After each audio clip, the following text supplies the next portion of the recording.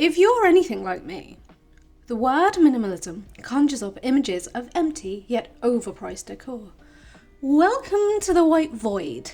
It's utterly featureless. Isn't it amazing? That'll be 10 grand a month, no refunds. Whereas maximalism is a punk bar with drinks under a fiver, the stink of urine escaping from the bathroom, fighting against the stench of sweaty bodies. Graffiti-covered walls, flashing lights, and screaming music. Considering this is how I envision the two, it might surprise you that I see minimalism as the base of design. The role of designer was born in the Bauhaus, with an emphasis on utilitarianism and functional design. Personally, I've never really truly agreed with this. Designers and artists are forms of the same thing. But for argument's sake, let's say that design was born in the Bauhaus, because in fairness, a lot of the design principles were. Grids, empty space, focus, minimal colour palettes, function and form as one, it has something to it. But of course modernism, the Bauhaus and minimalism failed in a way. It was supposed to be for everyone, but it isn't, is it? The aspirational home decor of glass jars with labels, perfectly organised and tidy excess of the same things in repeat.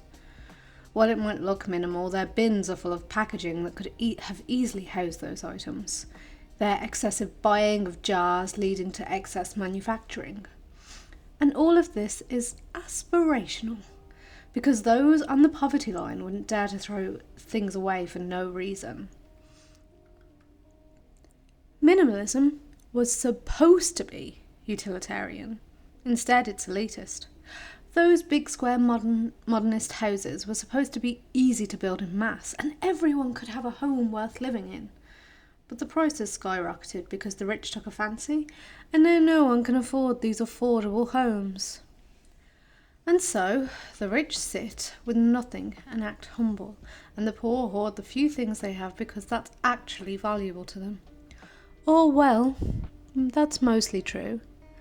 Let's not forget about Temu, or Wish, or dropshipping. Buy our rubbish that we made too much of. Go on, it's practically free.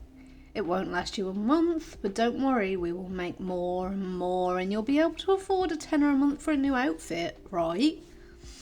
So minimalism is, or shall we say was, cool because the rich could have it, and maximalism wasn't, because that's for the poors. Now we have a major class war. The poor are getting poorer, the rich are getting richer, and people are in love with maximalism again, almost as a revolt against the rich. Kinda. Okay, yes, it's a mess. Ouroboros is at work here, that sneaky great snake. The semiotics are confusing and broken in the case of minimalism versus maximalism. However, when it comes to design, you need both. They are important in conveying emotions. But if you're a beginner just starting out in design, it's important to learn minimalist design. As a student, I was taught that if it works in black and white, it should work in colour. One font is plenty, and negative space isn't so negative.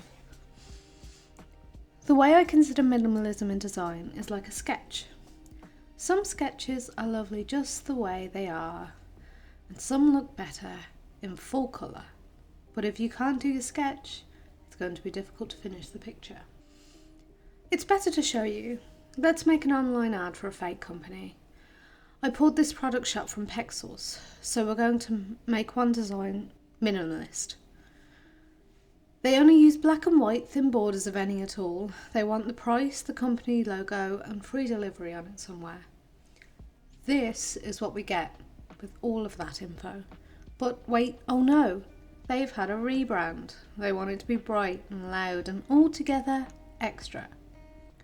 Still focusing on the product, but it should be more fun and less reserved. And this is what we get. You can see how having the base layer of minimalism made the maximal design easier to build up. But without the base layer, it would have been easy to get lost. Learning to do minimalist design helped me when I started out as a designer. It would feel overwhelming, the fear of the blank page. Limiting yourself can make it so much easier and allows you to build a solid design. If you come in with too much info, it can all get lost on the page. To an extent though, maximalism is a bit about getting lost on the page. It's about feeling overwhelmed, but it only works in some settings. In this case, maximalism is an aesthetic choice, but it needs the design principles to still be intact for it to be of use. Let's try another example, something simpler. Let's just have a letter on a page. I want to choose a font with multiple weights so that I have somewhere to go. The minimalist version is simple, with some styling added in with a couple of shapes there, just to give it an extra something. Then I made this more maximal version by adding layers, shadow effects. I limited myself here using just Figma and not adding lots more shapes because that would be easy. The groundwork was done with the minimalist design. The maximalist design is the same, just with extra layers. You can see that even in maximalism, I am limiting myself with the first design. But that's the idea. If I just had a blank page and went ahead, I could end up making something amazing. But I could also end up with hours of wasted time. This way, you have structure to the madness. So if you're just starting out as a designer, I recommend practicing some minimalism. It's a really great place to start, and might be perfect just as it is, depending on the project.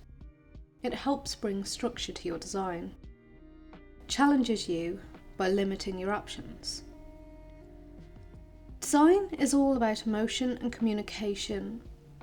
How do you want the design to feel? Knowing the answer to this question can help you figure out what it should look like. If you're still here and you enjoyed this video, please like and subscribe. I'm only starting at this, so if you want to see more, let me know. Do you prefer minimalism or maximalism? I'd love to hear what you have to say. If you really want to support me in my work, check out my Linktree. Goodbye for now.